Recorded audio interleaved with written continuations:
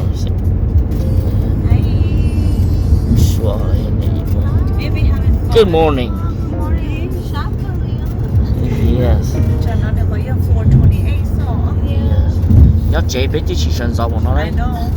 Nhớ chế mà cũng yên tiền của ông mà sợ chị cha đi nữa.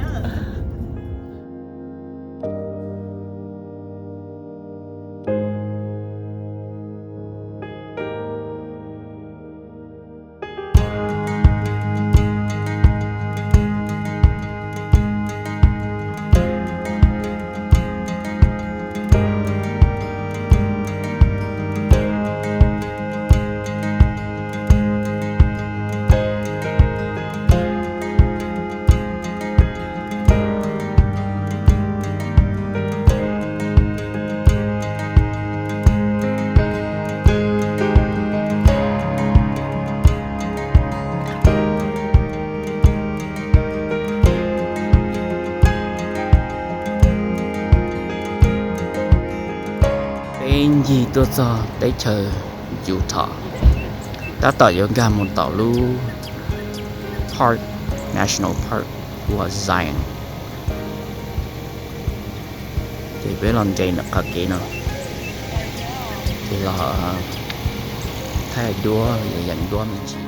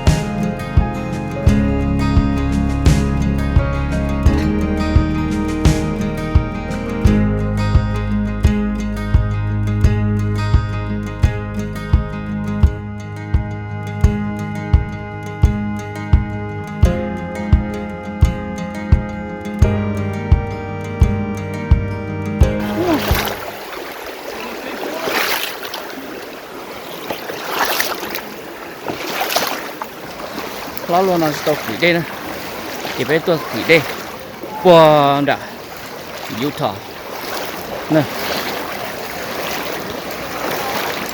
let's see how deep it is. Oh, deep now, up, go, trong sảnh nó có bé dọc bé to.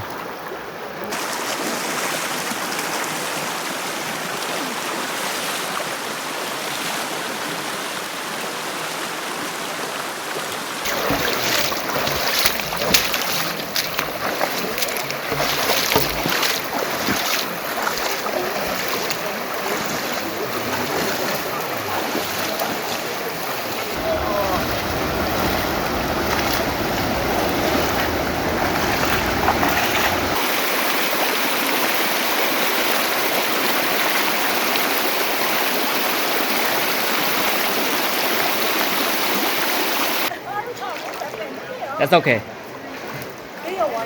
Yeah. It's a waterproof. That's okay.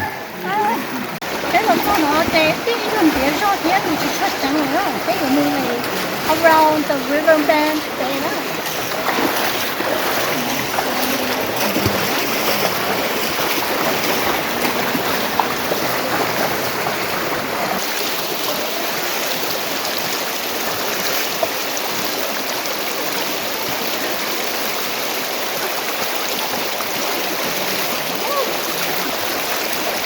Đây qua đã tôi một sai của mình nhiều đây cháu cha này là đây chờ đợi ít tha qua chùa là ít tha qua dây là thế nào đấy họ tàu đây là từ đây thì vào sau tôi đợi từ nhiều đây cháu cha nó thế nào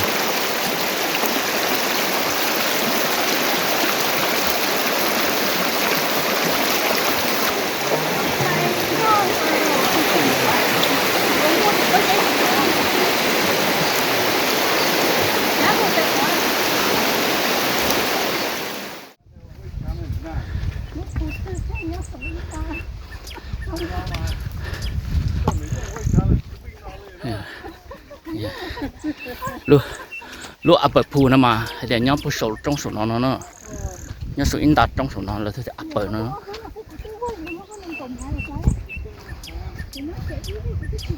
look at this I like the chill I like the chill oh yes có cổ cuốn đúng rồi thì là chỉ sửa sửa oh from up there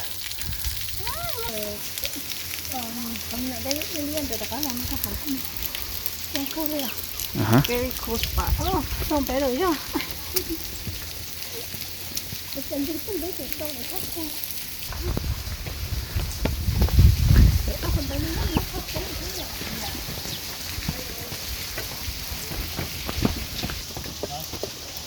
Chụp bông đây nó thế ơ.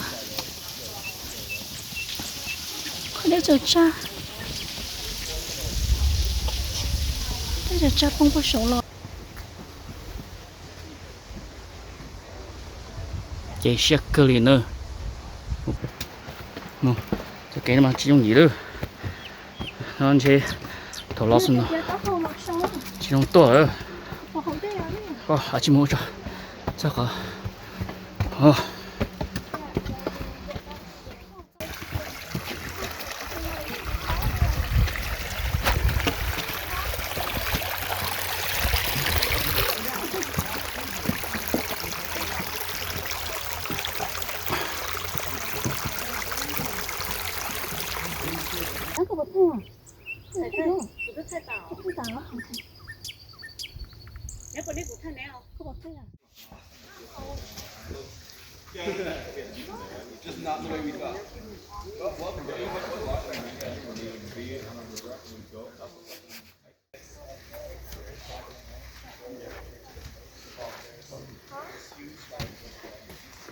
cái hồ tôm mà sát cứ theo chỉ là đợt đi nữa đi cho ấy chỉ exercise every day à tôm mà sát cơ đó cái bốn đã cứ đến đã tôi cho bốn số in đặt trong bữa ta của cho đa thì lúc bắt đây nữa nhớ bốn số in đặt trong nó nhớ số in đặt trong theo in đặt trong mà nó lên đó sát cái đầu liao của nó yeah cái trong xe này Hey, wie maakt jij? Ja, goeie challenge.